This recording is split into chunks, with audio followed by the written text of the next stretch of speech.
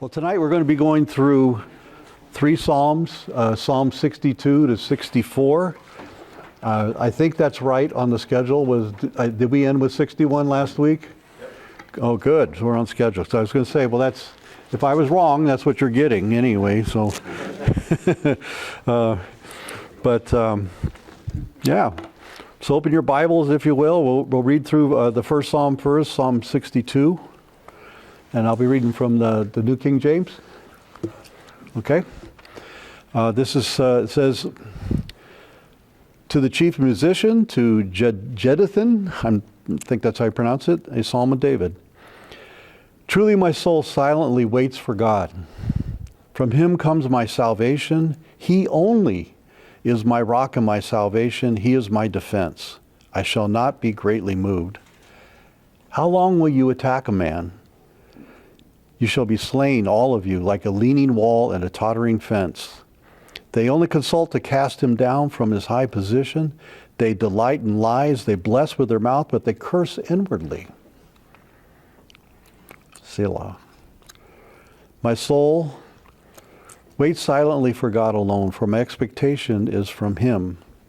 He only is my rock and my salvation. He is my defense. I shall not be moved. In God is my salvation and my glory, the rock of my strength, and my refuge is in God. Trust in him at all times, you people. Pour out your heart before him. God is a refuge for us. Surely men of low degree are a vapor. Men of high degree are a lie. And if they are weighed on the scales, they are altogether lighter than vapor. Do not trust in oppression, nor vainly hope in robbery. If riches increase, do not set your heart on them. God has spoken once. Twice I have heard this, that power belongs to God. Also to you, O Lord, belongs mercy, for you render to each one according to his work. So that's Psalm 62. And what I was struck when I was reading this, and preparing for this, the psalm that in this teaching tonight is that, there's not a whole lot here in terms of like content that's surprising, right? In terms of like that anybody could read and just understand on its face value. And I was struck that, but I was equally struck by, and what I mean by that, not a lot of content. I don't mean that there's nothing here. It's just that there's a lot that's real surprising. But I was really struck by the existential situation that this person, that David is in as he's praying here, by what he's saying about situations that we all face. Think about a time in your life where everything was on the line and there was no help coming from anywhere except from God. And you knew that God alone was the one that would bring salvation, that God alone was the one who was your help. You couldn't trust in anything else. There was no other solution other than God himself. And you wait for God, and you waited for God. You waited for something to change. And then when it happened, you learned a lot about God. You learned about his faithfulness, right? You learn about his power, how an impossible situation could get turned like that. And you know that as you're waiting that for God to show up like that. But while you're waiting, you're in this dry place, this place of like, nothing else will satisfy. Nothing else will satisfy until I see God move. But when you do, then you have confidence in him. Your trust in him grows. A lot of times we talk about having faith, having faith in God. And we say, believe in the Lord, and sometimes that gets interpreted to be almost completely a cognitive sort of exercise. You know what I mean? It's just sort of rational, something in your mind that you would do mentally. You need to have reasons, to believe in God. Here's these, be able to have proofs. You have to have evidence, But I think what this psalm is about is believing in God, having proof about who God is because of your experience in him. knowing him, knowing that he's been there. He's been your rescue. He has been your refuge. And say, I know who this God is because this is the way he's behaved. I'm thinking, I've been listening to on my Audible, on my phone and in the car, J.I. Packer's book on knowing God. Anybody ever read that book? Yeah, it's an excellent little text. But a little dated in the language, but I mean, it has a lot of great stuff in it. But I'm just really struck by the distinction that he makes. You know, the big, broad distinction. There's a difference between knowing about God, having a lot of information about God, and knowing him. Knowing him. And we talk as evangelicals about, you know, having a personal relationship with the Lord. But how much effort do we really put into knowing him, and to being known by him? To put our trust in him. I was thinking of some texts in Scripture, you know, about trusting God, but I was also thinking in the New Testament about how the Apostle Paul in Philippians, you know, he says, be anxious for nothing, but in everything by prayer and supplication with thanksgiving, let your requests be made known to God. And the peace of God, which passes all understanding, will guard your hearts and minds in Christ Jesus. If you know God, you know you can just put your stuff there, right? And you can trust him with it because you know that he's trustworthy. You know that he's faithful. And he has been. I was thinking of Paul again in Acts chapter 27. Remember, that's the story where Paul is on his way to Rome and they get shipwrecked. Do you remember? But during that storm, there's this terrible storm that's happening. But Paul says, he tells everybody on board, you know, don't be afraid. Don't be afraid. Where all of our lives are going to be saved. And he was confident of that. He was confident of that. And he held on to that. He was in Acts 16, when Paul was in jail in Philippi. You know, he's singing and writing about having joy. The letter of Philippians, we know, you know, was written to express that idea of in the most dire circumstances, you know, about having joy. I think of Shadrach, Meshach, and Abednego in the book of Daniel. They trusted God and God's righteous plan. They just put their faith in him. Whatever turned out to be, they knew that God's plan was they could trust God, they could trust his plan.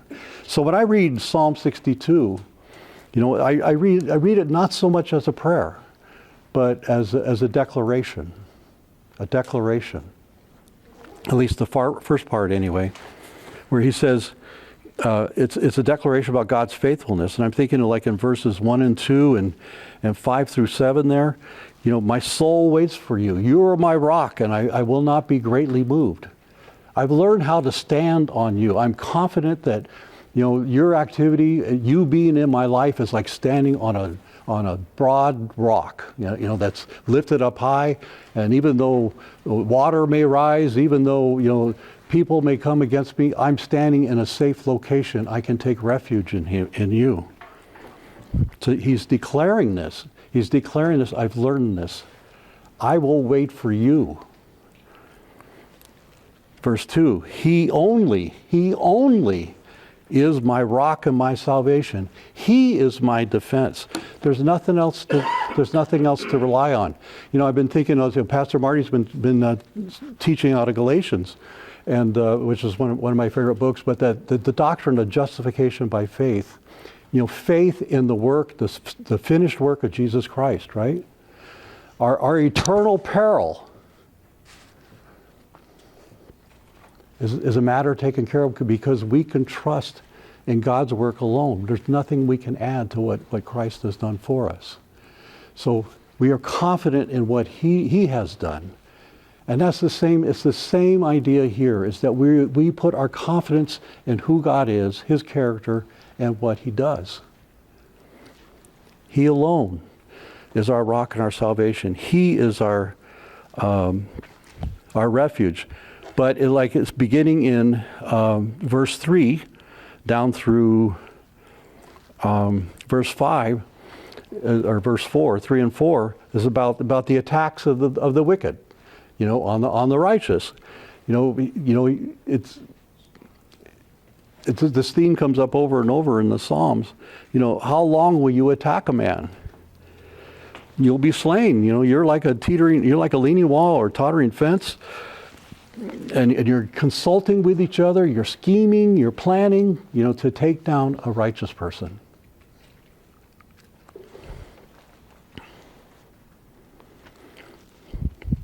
But in response to that, he says, but my soul waits silently in God alone. I'm just waiting in God.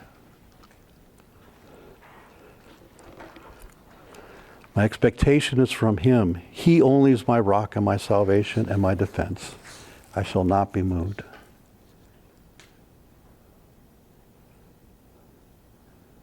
And then kind of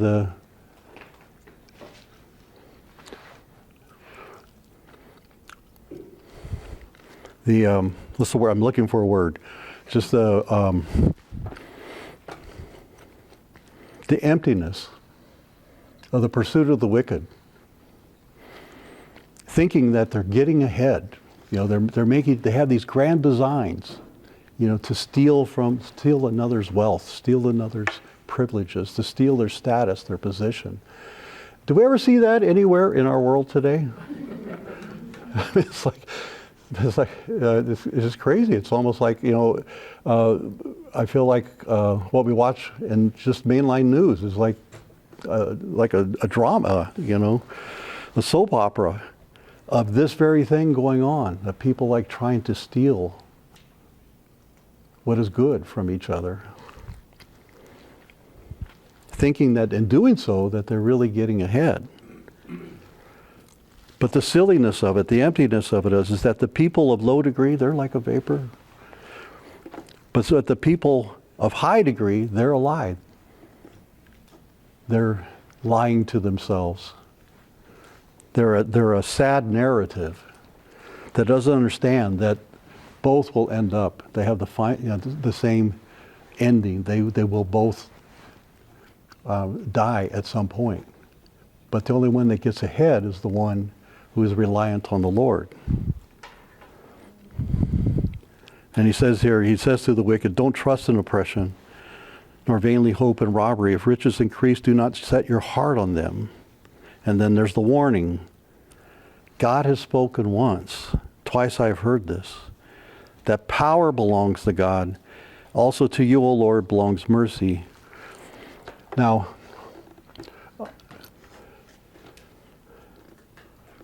that word mercy there, again, I've talked about this in weeks past. There's this idea that can be translated as mercy or loving kindness. Some translations translate it that way, or a steadfast love.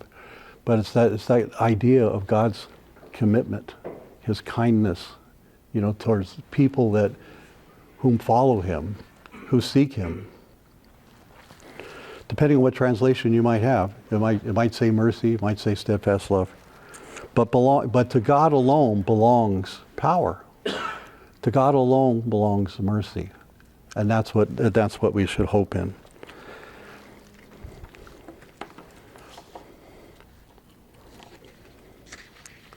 So it's a pretty powerful, like I say, I think it's a declaration of something that that David knows, that it's something that is known by him because he's had this experience with God. Think about David in his life, the things that he went through with, as you remember, he had that promise that he was going to be king, but he wasn't king yet. And then while he was waiting to be king, he was being persecuted, he was being chased, and he had people were piled up against him. Saul and his people were piled up against him, seeking to destroy him. And then when he became king, the people in his own family, Absalom, his son, rebelling against him. His whole life was just a narrative of things like this happening. but he was always relying on God because he knew God. He knew God's character. And what he knew about God is that God was always faithful. Like in God alone was power. And to put his trust in anything else, in any alliance that he might have, wasn't as salvific as relying on God's power and God's kindness.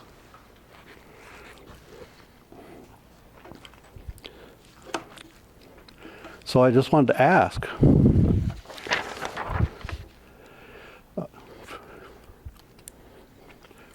I would just say this, that I was just thinking about how, do you remember the commercials that we would see sometimes about a certain product, and then they would say, it's kid tested, you know? You remember those commercials? Kid tested. And that's how I think about God. You know, he's real world tested. If you know him, he's real world tested. And that is a very satisfying thing to have, more than just having a lot of learning about God. To know, to be confident in your heart that if I just put myself before him and I trust his plan, that I can be confident. I can trust in his loving kindness. I can be confident in the best of outcomes. So I just wanted to ask you, how do you know God? All of us. I just want us all to reflect in our hearts. How do you know God? Suffering. Suffering, through suffering. Yeah. But do you know him as just having information about him? Or have you come to know him? Have you encountered him? Has he encountered you? In the most difficult of circumstances, can you tap into the reality of God in your life? Do you see what I'm saying? Is God really there? Do you really have that encounter with him? So I just want to challenge us with that.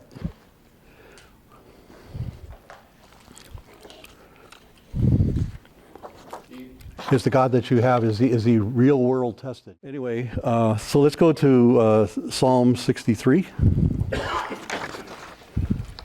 Before we go to that, any comments or any questions about 62? No? Okay. So 63 is about a Psalm of David when he was in the wilderness of Judah.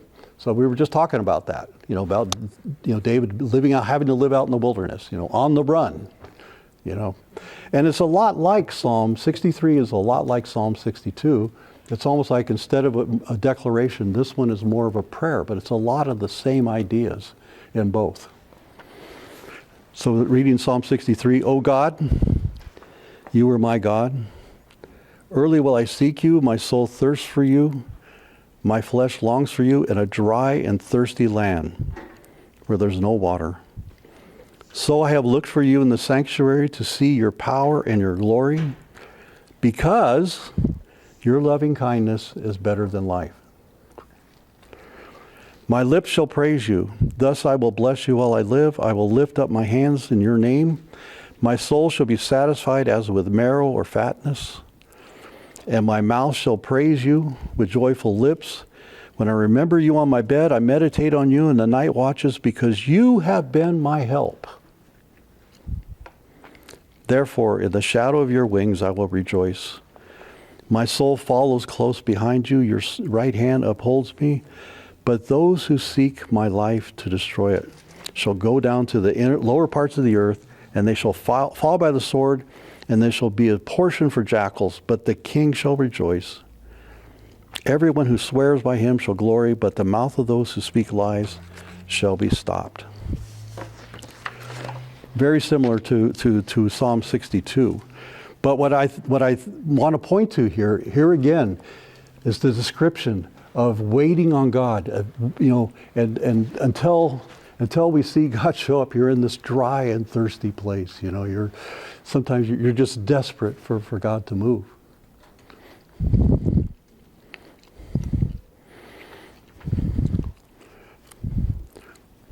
similar to the wilderness that he was in.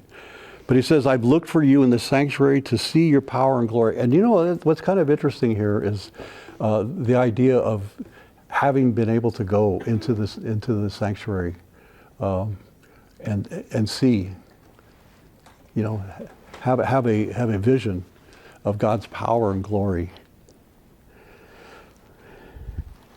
But what's interesting to me is in verse 7 and also in verse 3 where he says twice, because. Why is he looking for God in his circumstances? Because your loving kindness is better than life. Because in verse 7, you have been my help. There's that history there. There's that knowledge. I've been down this road before with God. And I'm looking for you again. I'm looking for you again. Because I know loving kindness belongs to you. I can't hope for that coming from any place else. And if it does come from any place else, it's coming because of you. But I'm waiting for you because I know your loving kindness. I've felt it before. I've experienced it before. I'm waiting for you. And because you have been my help. How many of us can say, we can look back over our lives and see the times that God has intervened, and you can say, because you've been my help. I saw you show up. I saw when your hand moved in my life before.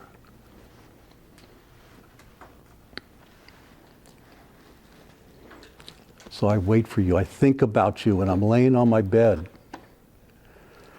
And I meditate on who you are.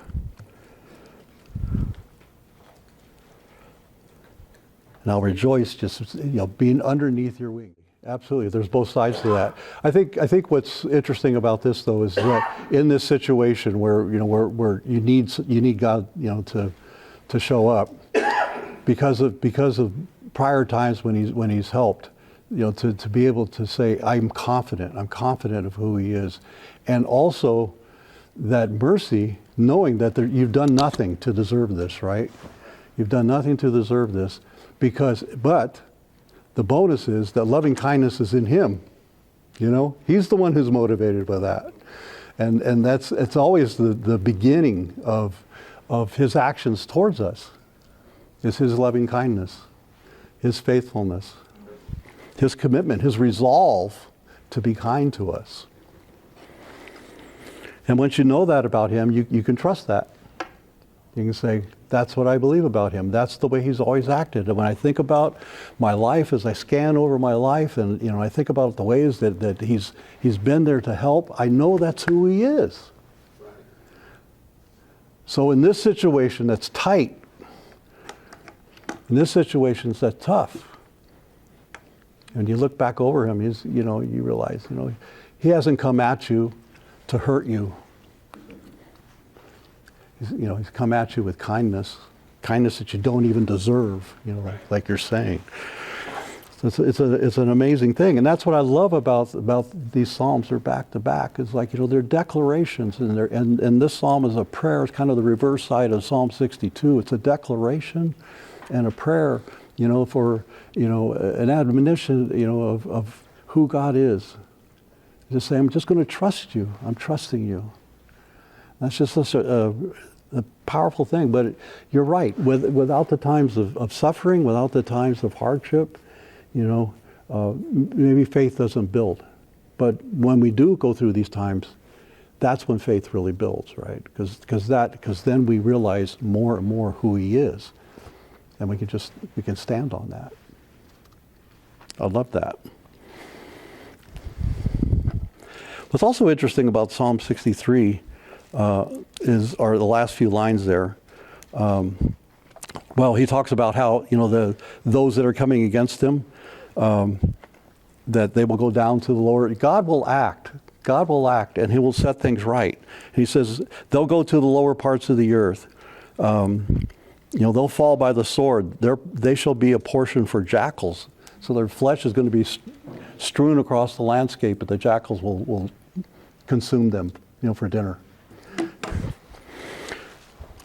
But the king shall rejoice in God. And I think it's also kind of interesting here, to put this in a little bit of historical perspective, thinking about who David is. He's the king of Israel, right? And he is, in many ways, he is chosen by God to rule over his people, right? And as long as David is preserved as king, and as long as David is following after God, then there'll be peace in the land, right? There'll be more abundance in the land. So it's fascinating just from a historical, and if you think about it in terms of like the nation, from the aspect of the nation of Israel, David the king, rejoicing in God. That's like a blessing among the nation, right? So he's aware of that. He's thinking of that. He knows his position.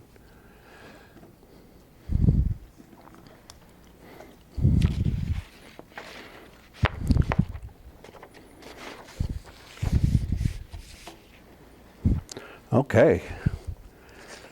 So Psalm 64. Yeah, I just want to repeat again in Psalm 63, verses 3 and 7. Because your loving kindness is better than life. And verse 7, because you have been my help. Amen? All right. So we're going quickly to Psalm 64. It says, to the chief musician, a psalm of David, again. Hear my voice, O God, in my meditation. Preserve my life from fear of the enemy. Hide me from the secret plots of the wicked, from the rebellion of the workers of iniquity. Can you imagine David? There's a theme here over and over, that what his life was like, to write this in many different pieces of things that he did, psalms that he wrote. It's the same kind of theme all over. He's being pursued. He's being pursued by the wicked. He has enemies that are actually pursuing him, that want to do him in. And we hear this over and over. Hide me from the secret plots of the wicked, from the rebellion of the workers of iniquity, who sharpen their tongue like a sword and bend their bows to shoot their arrows, bitter words, that they may shoot in secret at the blameless. Suddenly they shoot at him and do not fear. So they're planning it, and all of a sudden they launch their attack. Right? They've been talking about it. They've been scheming and devising, and then all of a sudden they launch their attack. Suddenly they shoot at him and do not fear. They encourage themselves in an evil manner. Come on, we can do it. We'll get away with it.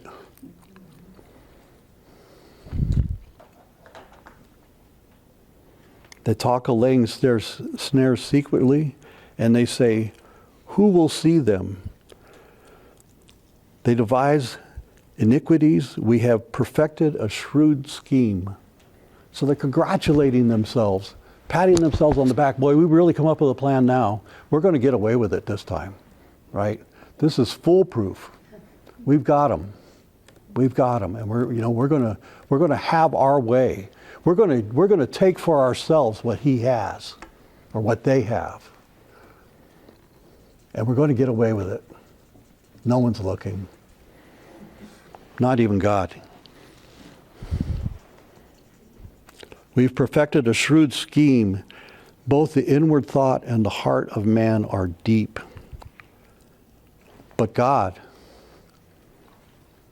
responds. God won't let this go on.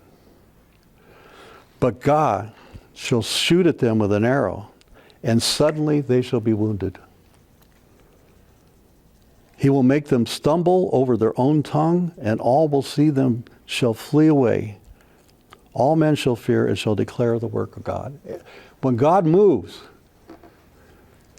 when he disrupts these schemes and he exposes them, and God, he just does it suddenly, and he does it completely. completely unravels the plans, completely shows what it was made of, how evil it was. And then everybody will look at that and go, look at how evil that was. Isn't that disgusting?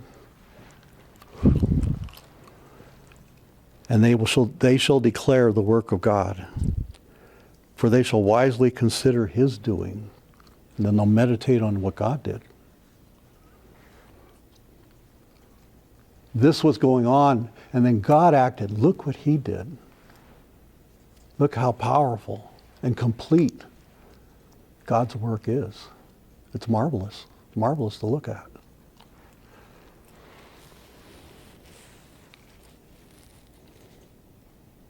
And they shall wisely consider his doing. And the righteous will see this. No glory in it. Because they'll see, once again, God set things right. We see who God is. And they'll be glad in the Lord and trust in him. So their trust builds. Their trust builds. Because they see God set things right again. And all the upright in heart shall glory. Again, this is a prayer against the wicked. It identifies who the wicked are and what they do. The prayer that David is making is for his own, to be protected and to be preserved. But God will dispatch the wicked. People see what happens to the wicked. But they also will see how the righteous are preserved. And then everyone will look at that and they will take account. And their trust will build, their trust in God. And I just want to encourage all of us to think in terms of like our faith in God, to build into that concept the word trust, confidence on who God is and what he does. So these Psalms are pretty straightforward. One thing is verse 1 says here, hear my voice, O God, in my meditation, or another sense of that word is complaint.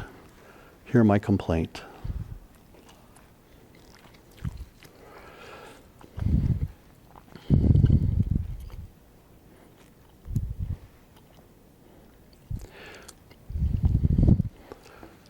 I'm not going to comment on it too much, but living in the world that I live in now, was in politics, I feel like I'm seeing this all the time. People spending money, lots of money, to do some very underhanded things. But I just attended a conference this weekend. I'll come back to that. I attended a conference this weekend down in Dallas. It was the Pro-Family Legislative Network Conference. And there were legislators there from 32 different states, all over the country, conservative, pro-family legislators. And it was so interesting to hear the stories of the things that they were encountering in their states, and the legislation that they were trying to get through. In some ways, they were a year or two ahead of us here in Idaho, or in other cases, Idaho was a year or two ahead of them. It was really, really great. Idaho had the second largest group of people at this conference, as far as legislators go. But when you hear that story across the board from all these different states, you see the same thing is happening. It's the same thing. It's just a pattern. It's a pattern that's going on. And it's this pattern, it's this same pattern. The wicked are planning, and they think they're shrewd in their designs. But one of the big themes in this conference was fight all of that with prayer. Fight all of it with prayer. And expect God to do wondrous things. And there was testimony. This was a group of legislators. and they were giving testimony. We had people. We had time at the end of like a couple times each day where it was just given up. The floor was given up to people to just take the microphone and give testimony about how God did things. And the testimony was always, wasn't like we did this as the legislators, but we prayed and then we watched God move. We watched God, like move boulders that were in the way, just get them out of the way, and then things would just, pass through. Things that were impossible to expect. Steve, what was the conference called again? Pro-Family Legislative Network. I encourage all of you, if you can attend, it's open to anybody to attend, but it was very, very interesting, very interesting. But anyway, my point is that, is just what we're reading here. Just what we're reading here, And that's, you think about David and his position, and who he is, and he's describing this, and he's seeing it on a national stage, it's affecting the whole nation, And that's what I loved about going to this conference, is it wasn't just politics. It was like how faith was working in politics. It was really, really amazing. So the first couple sessions were just those guys talking about how, there's a lot of times they say, well, the founding fathers weren't really Christians. They really weren't people of faith. But they went into like all the documents and all the things that have been said where, they prayed constantly. Like you said. Well, anyway, let's pray together.